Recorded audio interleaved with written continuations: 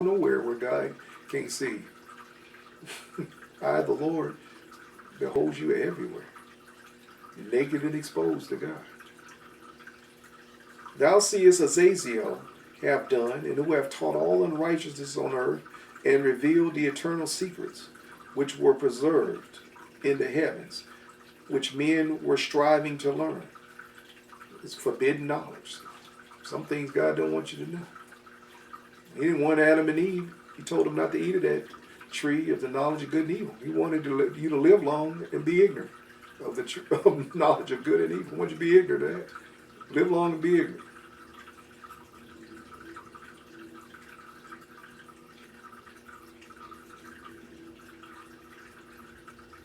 And man has been dying ever since. Because to know the knowledge of good and evil is to know you fall short of it.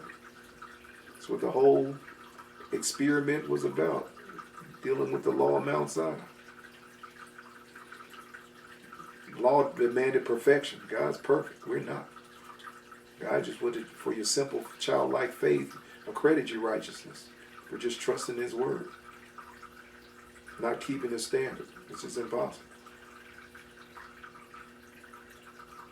Thou seest Azazel, who has done, who have taught all unrighteousness on earth, and revealed the eternal secrets which were preserved in heaven, and men were striving to learn. And Samjijah, to whom thou hast given authority to bear rule over all his associates. And they have gone to the daughters of men upon earth, and have slept with the women, and have defiled themselves, and revealed to them all kinds of sins. The Bible calls witchcraft sins. For the sin of witchcraft is referred to. For rebellion is a sin of witchcraft. Rebellion's on par. I've taught on that. Get that Saul versus David. That was for the religious rebels, the religious warlocks, the religious witches in the church. And the women have borne giants, and the whole earth has therefore been filled with blood and unrighteousness. And now, behold, the souls of those who have died are crying and making their suit to the gates of heaven, and their lamentations have ascended and cannot cease because of the lawlessness deeds which were wrought on the earth. And thou knowest all things before they come to pass, and thou seest all things. And thou dost suffer them, and thou dost not say to us what we are to do to them in regard to these. He said, God, you know, you seeing everything's going on, but you ain't giving us no orders or no instructions, sir, to carry out, to stop this violence. Then said the Most High, the Holy and the Great One spoke, God Himself, and sent Uriel to the son of Lamech, and said unto him, Go to Noah, and tell him, my name, in my name, hide thyself, and I will reveal to him the end that is approaching, that the whole earth will be destroyed. That lines up perfectly with Genesis. The whole earth will be destroyed. And the deluge, which means flood, is about to come up on the whole earth and will destroy all that is upon it. And now instruct him that he may escape in his seed and be preserved for all the generations of the world. It lines up perfectly with the Bible. And there's plenty of ample proof that this world was once underwater. I go to my social media sites, I lay that case out clearly. They done discovered the ark, water erosion, as well as crustaceans and such embedded in the rock atop of Mount Everest at the peak. This world was once underwater. Water erosion on Mount Everest, as well as the Great Pyramid, Giza, and the Sphinx and everything. Water erosion. Water was once this earth was once underwater, like God said.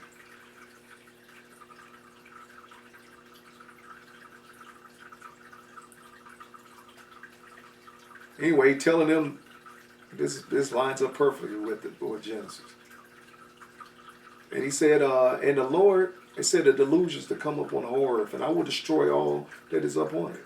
And now instruct him that he may escape and his seed and be preserved for all the generations of the world. Now, the whole Satan's job was to try to contaminate the seed of the earth, because he knew about the prophecy that God gave Eve, that he was going to bring the coming Redeemer, which is Christ, the second Adam, to buy back the inheritance that man has lost and restore man. Even though he didn't do it for the angels, his amazing grace did it for mankind, so man could have access to heaven that was walled away by his sin. So he knew that, so he contaminated. His job was to contaminate the seed, to make the seed so polluted that God couldn't bring forth the Messiah. Because the Messiah was going to defeat him, and he knew after that his days were numbered, which they are, compared to the eons he's been around. And now instruct him that he may escape and his seed. Noah's seed was, the Bible would say it was perfect. It meant it wasn't contaminated with the giant seed. The giant Satan had so contaminated the seed of mankind that it was rare to find somebody that wasn't contaminated genetically with the seed of the giants, the cursed seed, the seed of the serpent. And place upon him, he said, and again the Lord said to Raphael, this is one of the archangels, bind Azazel hand and foot and cast him into darkness, and make an opening in the desert, which is in Dudiel, and cast him therein, and place upon him rough and jagged rocks, and cover him with darkness, and let him abide there forever, and cover his face that he may not see light. And on the day of the great judgment he shall be cast into the fire. The ultimate destination for these fallen angels, the lake of fire. He said, bind them until the end of time, to the end of earth time. When God punches the clock, say, all right, enough. And he's going to throw these fallen angels along with fallen mankind that didn't accept his salvation to the lake of fire. It's the ultimate destination. And they'll be judged before they're thrown in. And on that day, the great judgment, he shall cast them into the fire. And heal the earth which the angels have corrupted, and proclaim the healing of the earth, that they may heal the plague, and all the children of men may not perish through all the secret things that the watchers have disclosed, and have taught their sons. And the whole earth has been corrupted through the works that were taught of Azazel. To him ascribe all sin. And to Gabriel said the Lord, proceed against the bastards. God's calling these giants these children of the angels bastards. These hybrids. Thought that's funny. And proceed against the bastards and the reprobates, and against the children of fornication, and destroy the children of fornication, and the children of the watchers from amongst men, and cause them to go forth, and send them one against another. He said he's going to create a civil war between the giants. Now, there was 3 waves of giants. Started out with 450, then they got shorter to around 175, 150. Then they got shorter to the 30-foot kind, to 12 to 30 feet. I mean, I could imagine a 4-story giant coming at you. I could imagine a 30-foot giant. I mean, or a 175-foot giant. Well, a telephone pole is what, 70 feet? Just mind imagine a giant 70 feet tall. And these giants were fast. According to the Apocrypha, they were fast as horses and strong as 20, 30 men.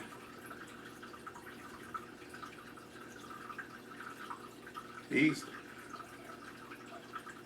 And they weren't dumb either. Because, they have angels, so they were very intelligent. Wasn't dealing with a big dummy. Dealing with a very smart giant. Smarter than you. Even on the caves and the walls of Egypt, they got pictures of giants around the earth. The Greeks were, what do you think the stories about the Titans were about? Greek mythology. This right here. Folklore. around the world. I don't care, from China to Egypt to Greece. Giants, Native Americans, giants. Folklore. God said giant. And archaeologists proving God right every single time. And Gabriel said to the Lord, proceed against the bastards and the reprobates and against the children of fornication, destroy the children of fornication, and cause them to go forth and them against one another, create civil war, that they may destroy each other in battle. For they length of days shall they not have. They were living a long time in them days, talking 800 years, 900. And no request that they of their fathers make of thee shall be granted unto their fathers on their behalf. I'm not going to listen to the father of these angels. They're going to petition for their children's lives, but no, I'm going to destroy them. God said, I'm not going to hear their petition to save these bastards. For they hope to live an eternal life, and that each of them will live 500 years. Because they mix with the angels, they thinking, in the natural scheme of things, yes, they would live forever. Because they're half angel. Angels live forever. So God said, nope, I'm going to strike that down. That each one of them will live 500 years. He said, I'm going to cut it down to 500, not forever. And the Lord said unto Michael, go bind Samshazar, Michael the archangel, and his associates, who have united themselves with women so as to have defiled themselves, who had sex with the women, with them in all their uncleanness. And when their sons have slain one another, and they have seen the destruction of their beloved ones, bind them fast. God said, I'm going to let you watch your children die first. All your seed. I'm going to let you watch your seed die off, your children, before I bind you and blind you and put a hood over your face until you can wait till the end, until the end of the earth, the end of the ages for judgment.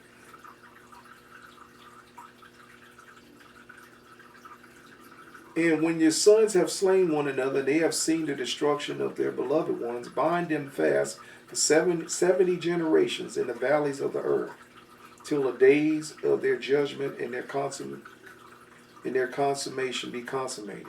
In those days they should be led off to the abyss of fire, to the torment. See, hell, lake of fire, was created for the devil and his fallen angels. These angels here. This is a supernatural prison camp for God, an eternal torture chamber for God. It was not created for man. But because man wanted to follow the devil, and the majority masses are, this is where they're going to end up, in a supernatural torture chamber created by God for fallen angels.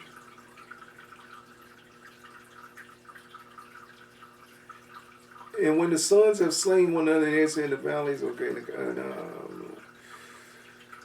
torment in the prison in which they shall be confined forever. And whosoever shall be condemned and destroyed will from thenceforth be bound together with them to the end of all generations. And destroy all the spirits of the reprobate and the children of the watchers, because they have wronged mankind. Destroy all wrong from the face of the earth, and let every evil work come to an end. And let the plant of righteousness and truth appear, and it shall prove a blessing. The works of righteousness and truth shall be planted in the earth, and joy forevermore. And then shall all the righteous escape, and shall live till they beget thousands of children. So we're going to wipe the earth out and start over with just Noah and his family. We're going to have some peace here for a while at least. And all the days of youth and all their old age shall be complete in peace. Then shall the whole earth be tilled in righteousness, and shall be planted with trees and be full of blessing. And all desirable trees shall be planted on it. And they shall plant vines on it, and the vine that they plant thereon shall yield wine. The vine shall yield wine. Not grape juice, wine. In abundance. And for all the seed which is sown thereon, each measure shall bear 1,000, and each measure of olives shall bear 10 presses of oil. And cleanse thou the earth from all oppression, and from unrighteousness, and from all sin, and from all godlessness, and all uncleanness that is wrought up on the earth. Destroy from off the earth, and all the children of men shall become righteous, and all nations shall offer adoration, and shall praise me, and all shall worship me. And the earth shall be cleansed from all defilement, from all sin, and from all punishment, and from all torment. And I will never again send them upon it from generation into generation. It lines up perfect with Genesis. He said, I won't destroy you by water next time, and here's a rainbow as a token of my covenant. That's why you see the rainbow after the rain. That's God's covenant that he made with man. And man has perverted that rainbow symbol by the perverse one. God intended that covenant to be between him and mankind. He won't destroy the earth by water anymore. And in those days I will open the store chambers of blessing, which are in the heavens, so as to send them down upon the earth over the work and labor of all the children of men. And truth and peace shall be associated together throughout all the days of the world, and throughout all the generations of men.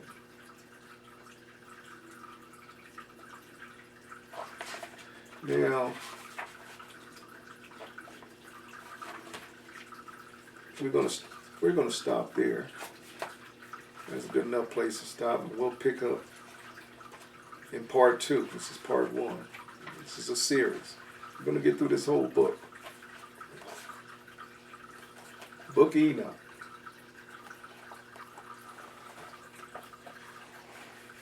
All right. I'm enjoying this. I hope you are. This is my pastime right here that you're being a part of. Learning something new. A book that was originally in the Bible that should have been left in there, as far as I'm concerned.